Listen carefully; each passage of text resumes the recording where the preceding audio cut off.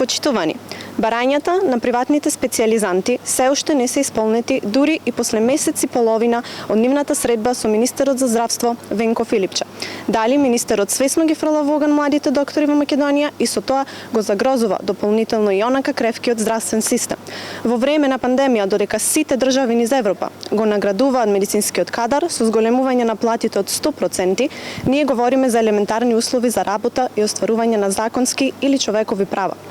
Барањата на специјализантите вклучува најпрво да се платат 24 часовни дежурства, а потоа и здравствено осигурување за сите приватни специјализанти, како здравствено, така и пензиско осигурување, субвенции за домување на специјализанти, како и израмнување на коефициентот, специјалисти, субспецијалисти во интернистички и хируршки гранки.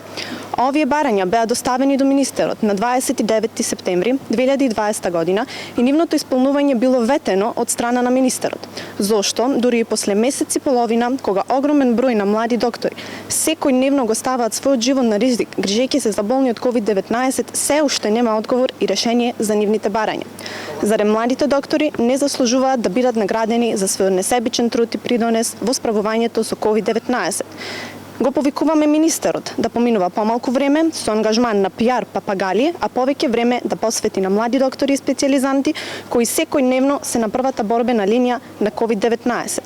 Покачување на платите на младите доктори и специјализанти во сите установи во кои се ангажирани за 100%, пензиско и здравствено осигурување за сите приватни специјализанти, бидејќи најголем дел од нив нема никакво здравствено осигурување, а се ангажирани во ковид центрите.